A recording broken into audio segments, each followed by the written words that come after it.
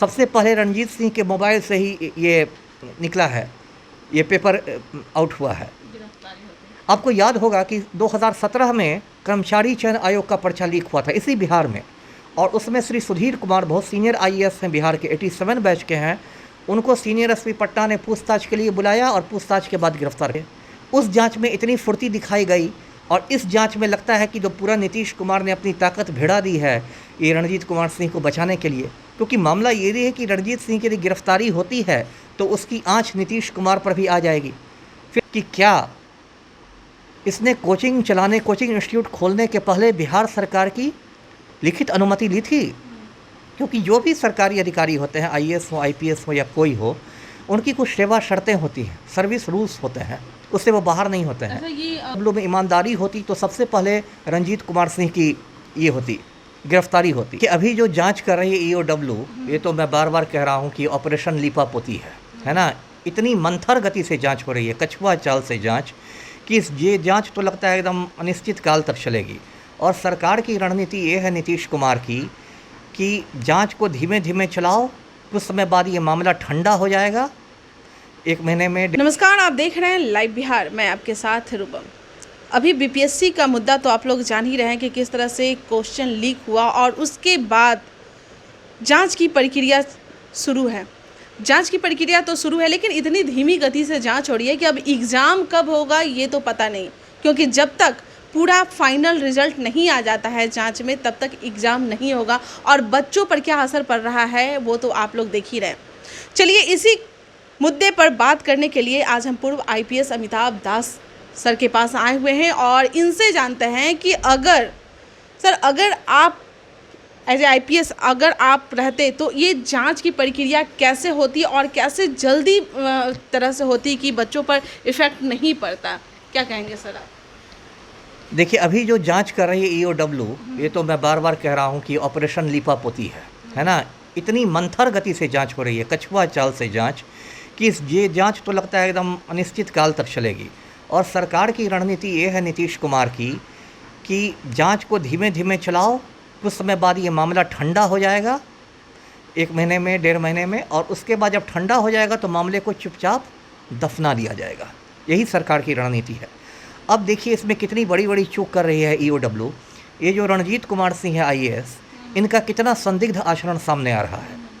मैं दर्शकों को बताऊं कि ये आईएएस गुजरात कैडर के हैं, बिहार कैडर के हैं भी नहीं। ये सर तो आपने बताया भी था। हाँ, लेकिन सिर्फ कुर्मी होने की वजह से उनको गुजरात से लाकर बिहार में बैठा दिया गया।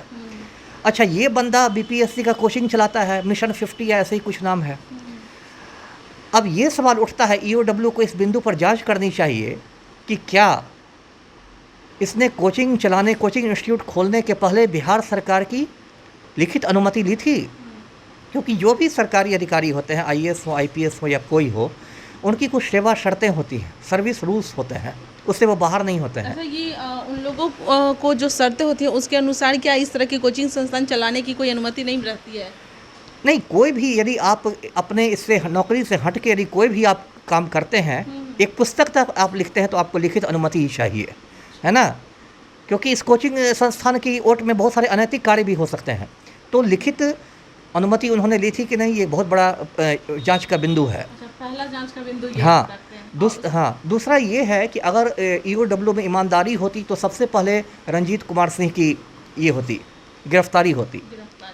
आपको याद होगा कि 2017 में कर्मचारी चयन आयोग का पर्चा लीक हुआ था इसी बिहार में, और उसमें श्री सुधीर कुमार बहुत सीनियर आईएएस हैं, बिहार के 87 बैच के हैं।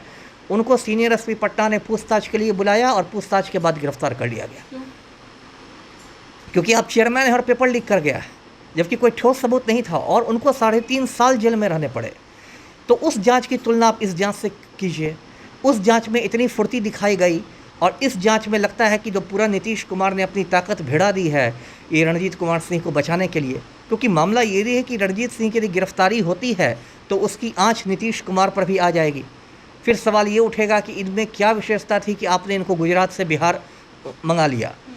और बहुत सारे सफ़ेद पोश लोग बेनकाब होंगे, है ना। एक केंद्रीय मंत्री भी हैं, उनकी भी एक बड़ी भूमिका है इनको गुजरात से बिहार लाने में।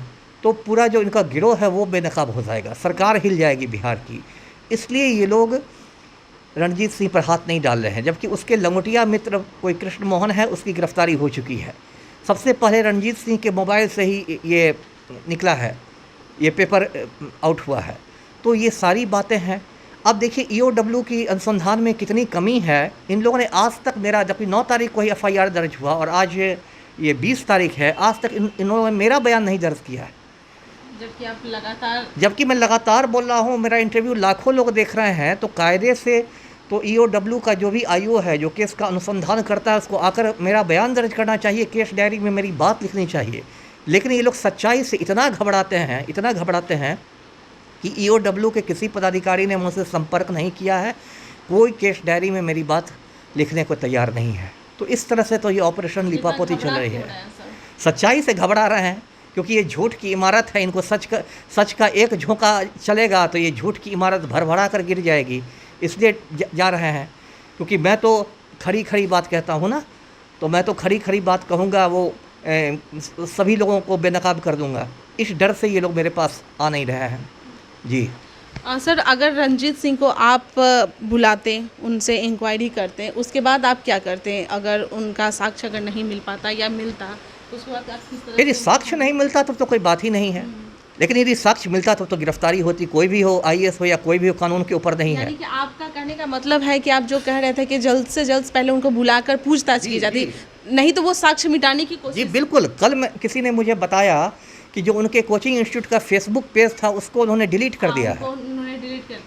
तो क्यों नहीं माना जाए कि वे सबूत नष्ट कर रहे हैं?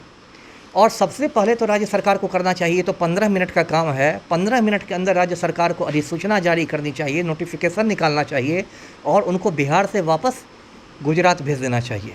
तो गुजरात भेजने से फिर क्या होगा? कम से कम वो बिहार में पदासीन नहीं रहेंगे, कम से कम वो गवाहों को डरा धमका नहीं सकेंगे। कम से कम जो उनको बिहार में जो उनका प्रभाव है, जिसका इस्तेमाल करके वो मैनेज कर सकते हैं, वो गुजरात जाने पर वो प्रभाव घट जाएगा। मैं ये कह रहा था। वो तो कहीं जा भी सकते हैं तो दूसरी जगह। नहीं, वो गुजरात कैडर उनका मिला हुआ है। वो उनका पेरेंट कैडर गुजरात है, वो बिहार प्रतिनियुक्ति पर है, डेप्यूटेशन पर है। तो बिहार सरकार को अधिकार है कि वो तत्काल उनको गुजरात के लिए विरमित कर दे, गुजरात वापस भेज दे, उनकी सेवाएं वापस गुजरात सरकार को सौंप दे। ये बिहार सरकार को अधिकार है। जी, यानी कि कहने का मतलब है कि सरकार उन्हें अब बचाने की कोशिश में लगी हुई है। बिल्कुल।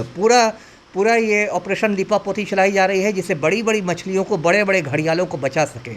और इससे बीपीएससी के जो लाखों अभ्यर्थी हैं, छात्र छात्रा हैं, उनका भविष्य जो है वो एकदम अंधकारमय हो गया है। एक अनिश्चितता की स्थिति बहुत बुरी होती है। आपको ये भी नहीं पता है कि नेक्स्ट परीक्षा कब होगी, ये आपको नहीं पता है। बीपीएससी वाले कह रहे हैं कि कम से कम 3 महीने हमें लगेंगे। और अगर इस केस में माफिया पर हाथ नहीं डाला गया तो उससे माफिया का इतना मनोबल बढ़ जाएगा कि हो सकता है अगली बार जो परीक्षा हो पीटी, तो हो सकता है उसमें भी पेपर लीक हो जाए। इसकी क्या गारंटी है? इसकी कौन गारंटी देगा, बीपीएससी या बिहार सरकार, की अगली बार कोई लीक नहीं होगा पेपर? तो ये सारी बातें हैं। इससे पहले भी औरंगाबाद से भी कुछ इस तरह के आए थे, तो उसमें आप क्या कहेंगे? जी, वही बात मैं कह रहा हूँ। कल मुझे सूचना मिली है कि जो अभी 67वीं परीक्षा का पेपर लीक हुआ, इसके पहले जो परीक्षा हुई थी 66वीं की, उसमें भी औरंगाबाद के एक सेंटर से पेपर लीक हुआ था। और उस बार बीपीएससी ने सिर्फ उस सेंटर की परीक्षा रद्द कर दी थी, जबकि इस बार आरा से पेपर लीक हुआ तो पूरे प्रदेश में परीक्षा लीक हुई। उस बार सिर्फ उस केंद्र पर परीक्षा लीक हुई। तो ये भी गलत है। ये बीपीएससी के दोहरे मापदंड हैं। आपको कोई एक नीति अपनानी चाहिए थी। आपको 2020 में यदि 66वीं की परीक्षा औरंगाबाद से लीक हुई तो उसमें भी आपको पूरे प्रदेश में रद्द करना चाहिए था। तो कायदे से ईओडब्ल्यू को अपने अनुसंधान में ये औरंगाबाद का जो पेपर लीक हुआ था 66वीं का, उस बिंदु पर भी जांच करनी चाहिए। यानी कि सारे बिंदु पर अगर उस बार जो इस तरह से औरंगाबाद से जो हुआ, उस बार ही अगर जांच होती तो इस बार उस तरह की नौबत नहीं आती। वही मैं कह रहा हूँ ना, यदि आप एक बार जांच में ढिलाई कर देते हैं तो फिर माफिया का मनोबल बढ़ता है, वो फिर रिपीट करता है अपने अपराध को, है ना। इसलिए मैं कह रहा हूँ कि अगर इस बार ईओडब्ल्यू ने लिपापोती कर दी तो माफिया का मनोबल जो है आसमान पर पहुँच जाएगा। और तब फिर 67वीं में, 68वीं में, 69वीं में हर बार यही खेल करेगा माफिया। इसलिए इस बार सख्त से सख्त एक्शन की ज़रूरत है। जी सर, हर बार बीपीएससी का कट ऑफ भी हाई जा रहा है और इस तरह से जो आप जो सुन ही रहे हैं कि किस तरह से क्वेश्चन लीक हो जा रही है, तो अब जो स्टूडेंट है बीपीएससी के जो पढ़ रहे हैं उनका मनोबल अब टूटते जा रहा है। और इस एग्ज़ाम का तो पता ही नहीं कि अब कब होगा, और जब अगर होगा भी तो सही तरीके से होगा या नहीं होगा। बच्चे काफ़ी घबराए हुए हैं, क्या कहेंगे आप? यही तो दुर्भाग्य की बात है कि नीतीश कुमार का जो गिरोह है ये मैं तो गिरोह ही कहता हूँ क्योंकि लोग माफिया की तरह कार्य करते हैं। तो नीतीश कुमार का जो गिरोह है उसने पूरी युवा पीढ़ी के भविष्य को दांव पर लगा दिया है। ये मुख्यमंत्री सिर्फ बड़ी बड़ी बातें करते हैं, सुशासन की बात, अंतरात्मा की बात, समाज सुधार, ये वो, लेकिन जो कहते हैं ना कि बातें करोड़ों की दुकान पकौड़ों की, तो इनकी बात और इनके काम में कोई मतलब तालमेल नहीं है। बातें बहुत ऊंची ऊंची करते हैं, समाज सुधार लगता है राजा राम मोहन राय के बाद नीतीश कुमार ही पैदा हुए हैं समाज सुधारक, लेकिन ज़मीन पर कोई काम नहीं हो रहा है और युवा पीढ़ी के भविष्य के साथ खिलवाड़ हो रहा है। जो युवा हमारे समाज की रीढ़ है, ये बहुत दुर्भाग्य की बात। जी चलिए, बहुत बहुत धन्यवाद आपका सर। तो सर ने कहा बातें करोड़ों की और काम पकौड़ों की।